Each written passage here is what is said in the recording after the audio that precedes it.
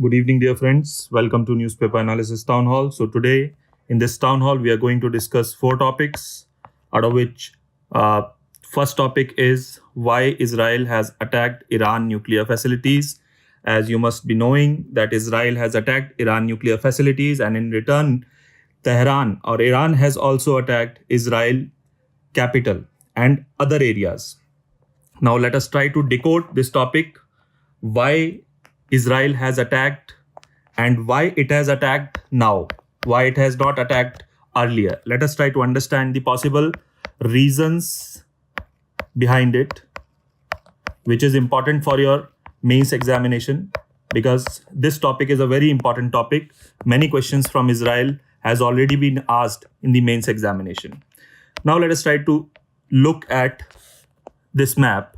So here you can see this Natanz facility. So this Natanz is a uranium enrichment plant. This is the most important uranium enrichment plant of Iran that has been attacked yesterday. As in this, you can see the areas that are attacked, and here you can see Natanz, the main uranium enrichment facility that has been attacked by Israel.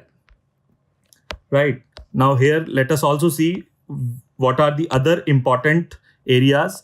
So this is Bandar Abbas. It is a uranium mine, and this Saghand is also a uranium mine. And these dots in green, you can see these are research facilities with respect to nuclear program of Iran. Now let us try to decode the topic. Why Israel has attacked the Iran nuclear facilities. This article has been written by Stanley Johnny, who is a very reputed writer in the Hindu newspaper.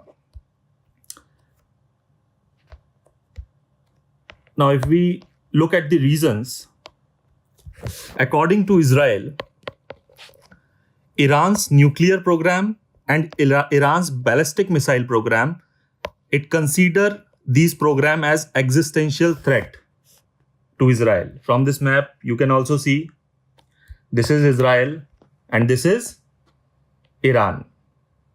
This is Iran. So if Iran is capable and having very good ballistic missiles, which it already has, it can directly hit Israel. Right? Now, it has been already declared by Israel that ballistic and nuclear program are existential threat. United States of America has backed out in Trump first government from nuclear deal with Iran. And since 2023, October 7, when Hamas attacked Israel, there has been a mini regional war. Now, Israel could have attacked Iran at any point of time, but why now? What is the reason? Why direct conflict with Iran, which Israel has avoided till now? Now, let us see the timeline. According to this article, you can see Israel has been preparing for this moment for years. Now let us try to understand the timeline. In 2014, it bombed Iranian embassy in Damascus, the capital of Syria. Then in 2020, the father of Iranian nuclear program was assassinated. Who is the father of Iranian nuclear program? So Mohsen Fakhrizadeh was considered as father of Iranian nuclear program. Then come forward to 7th October 2023, Hamas attacked Israel and abducted its citizens. And what Israel did? Israel launched a war. Against whom? Israel launched war against axis of resistance, including Palestine. Hamas. Now this axis of resistance is a very important keyword. Let us try to understand what this axis of resistance mean. Now here you can see in this map, this is Iran. Now Iran has many proxy supporters. In Lebanon, this supporter is Hezbollah. In Gaza, these supporters are Hamas. In Yemen, these supporter is Houthi. Then the Syrian government, the earlier government of Bashar al-Assad, it was also the part of informal axis of resistance. In Iraq also, there are various Islamist organizations which are part of axis of resistance. So you can see that this axis of resistance is a informal group of non-state players which are backed by Iran, created by Iran to work for Iran interests. Now, this war that Israel launched, what it did, it tried to weaken every player in axis of resistance. So it has decimated almost Hamas. It has destroyed the leadership of Hezbollah. Here in Syria, it has done the regime change. Now the new president is closer to Western countries.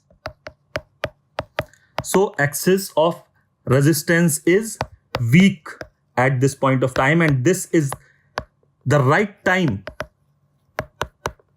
for attack by Israel on Iraq's nuclear program. Israel really wanted to attack nuclear program for many years, but US did not allow it. But what has changed? Now under Trump, US and Israel are playing good cop and bad cop. On one hand, when US is trying to negotiate with Iran for a possible nuclear deal, Israel has started targeting the nuclear site. And now what Trump is doing? Trump plan is to put Iran in a box and force it to sign on a deal that Washington has proposed. Now, what are the options for Iran? If Iran accepts US deal and agrees to shut down nuclear plants, it is humiliating and it basically let go of its deterrence power. Right now, for any country, the major deterrent is that it is a nuclear power.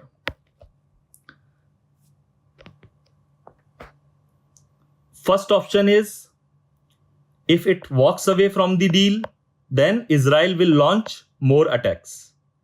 Then there could be a regional war. And third is that US could also be dragged into this war directly if Iran escalate the war. So Iran really has very tough choices to make at this point of time. Now let us quickly see. We have seen these sites. Let us try to see what various leaders have said. China has condemned violation of Iran's sovereignty.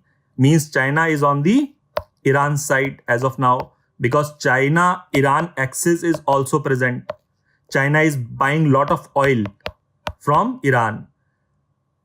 Putin has condemned Israel. Obviously, Russia also have interest in supporting Iran because it is also fighting proxy war with Western countries, Russia-Ukraine war.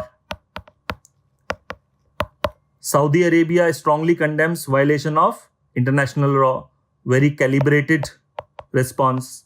Then UN has said to urge maximum restraint after West Asia conflict. So UN Secretary General name is Antonio Guterres. Now let us try to look at the map of Tehran, Iran. Which are the countries which are bordering land borders? See, it is a very important question for prelims. You must remember the countries. First, Pakistan, Afghanistan, Turkmenistan. Then there is Caspian Sea, then Azerbaijan, Armenia, and Turkey. Okay, so there are 6 countries. Remember their name.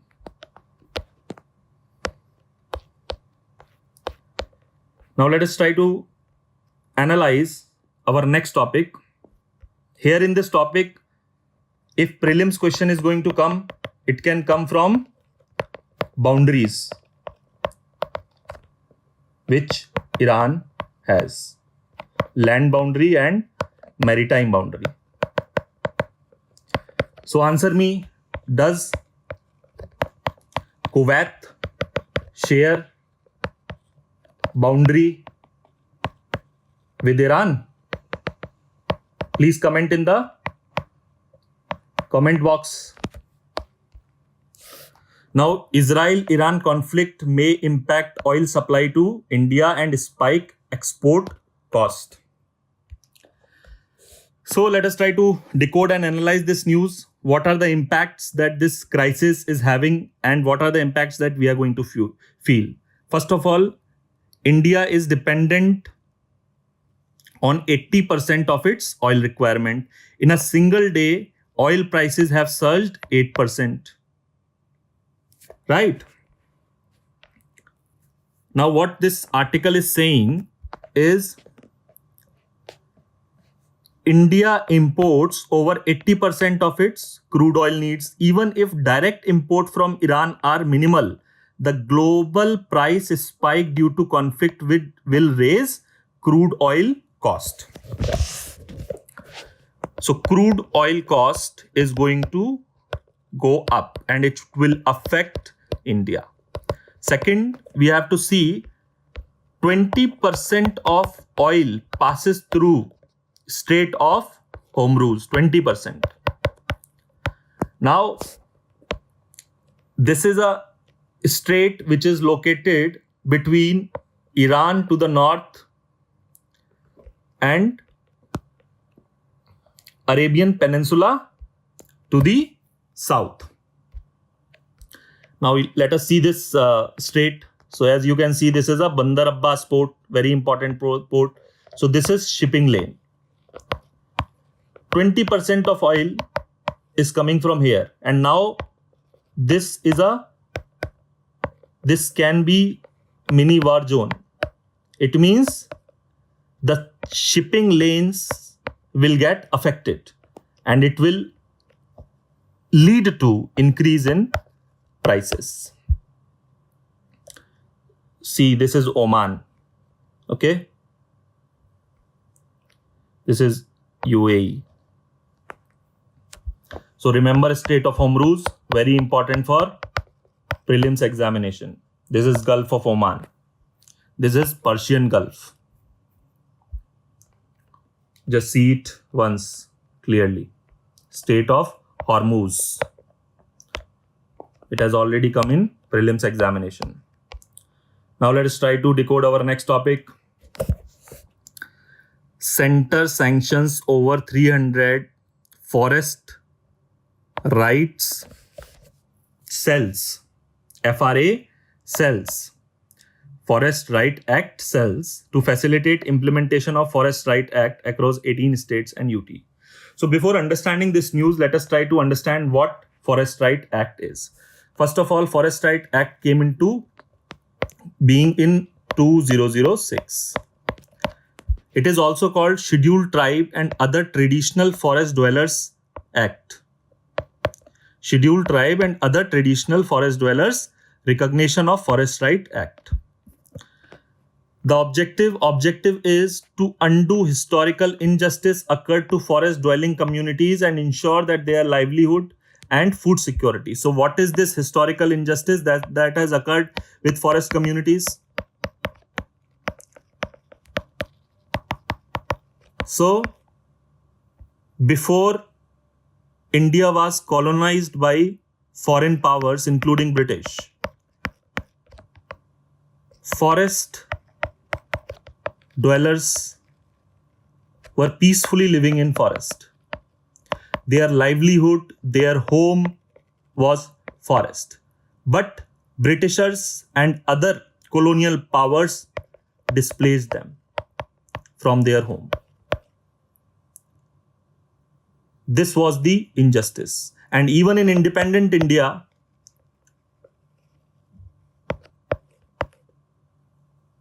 their exploitation continued. So this act tried to undo that historical injustice. Now let us try to understand. It recognizes individual rights like right to cultivate in the forest, right to live in the forest. It also recognizes community rights like right to graze their animals, right to fishing, right to access of water bodies, right for intellectual property, right of traditional knowledge. That is also there. What is the eligibility? That before 13th December 2005, at least 3 generations should have been living in the forest. Then they would be considered forest dwelling communities. Then they can have the benefits under this act. 3 generation, 75 years. Now what this act has done, what this news is about, that under this Dharti Aba Janjatiya Gram Utkarsh Abhiyan, this is a central government scheme. These FRA cells are created. First time under central government scheme, a FRA cell has been created in states and union territories. Now, what is the objective of these cells?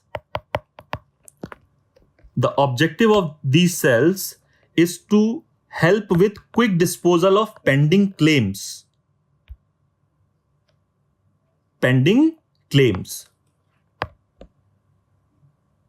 Claims under this article, under this act. Now, according to a report, 14.45% of the claims are pending, and of 43 lakh claims, 42% are rejected. What are the claims? Claims of what? Claims to live in forest, claims to prove that they are genuine forest dwelling community.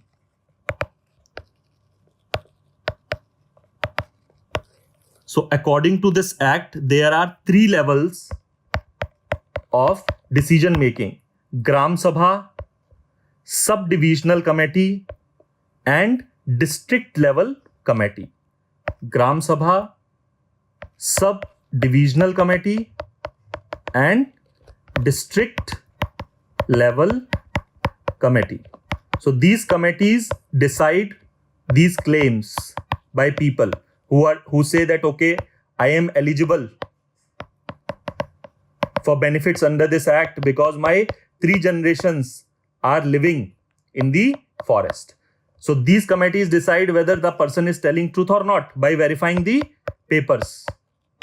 Now generally these people are not literate.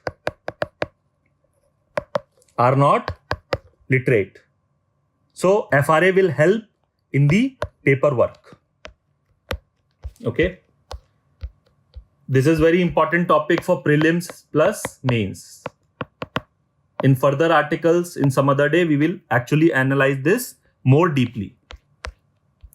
Now, this is our last news. India abstains from UNGA resolution for Gaza ceasefire.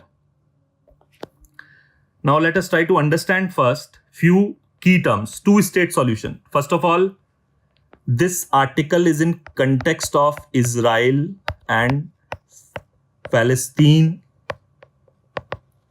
conflict.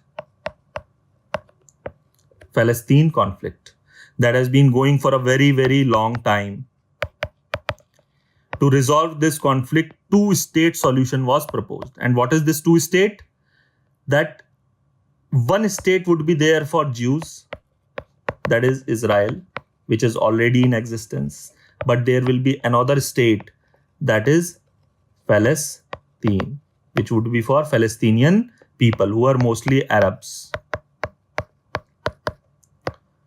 So two-state solution is a proposed framework for resolving Israeli-Palestine conflict by establishing two states for two people, that is Israeli for Jewish and Palestine for Palestinian people. India also subscribe to two-state solution. We believe that there should be two states. Even during the time of freedom movement, Mahatma Gandhi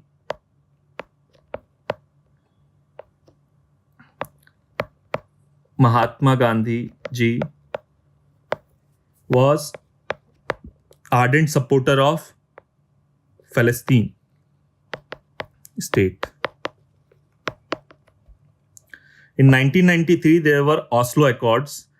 Palestine Liberation Organization and Israeli government agreed on a plan to implement two-state solution.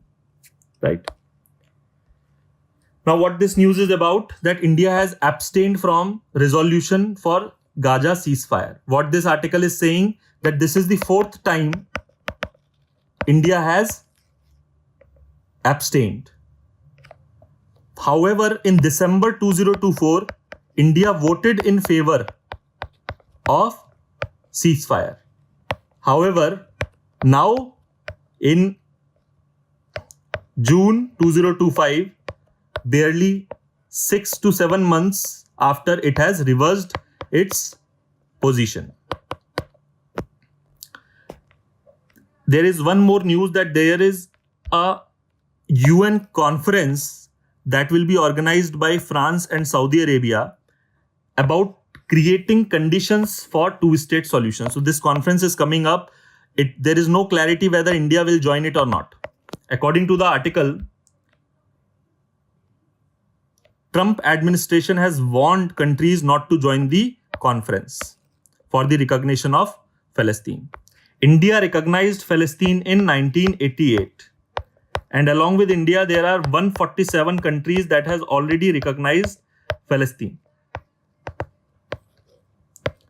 Okay, so Indian permanent ambassador has said that only way to resolve is through dialogue and diplomacy. And due to this, India has abstained because India believes that both parties should involve in direct dialogue and diplomacy. Now, if we see at this October 7 attack by Hamas on Israel, and then Israel has attacked Gaza. According to an estimate, 55,000 people in Gaza have lost life. It is a huge loss of life. So let us all pray that this ceasefire should come into effect. Thank you so much for watching. If you have any question, you can just write down in comments.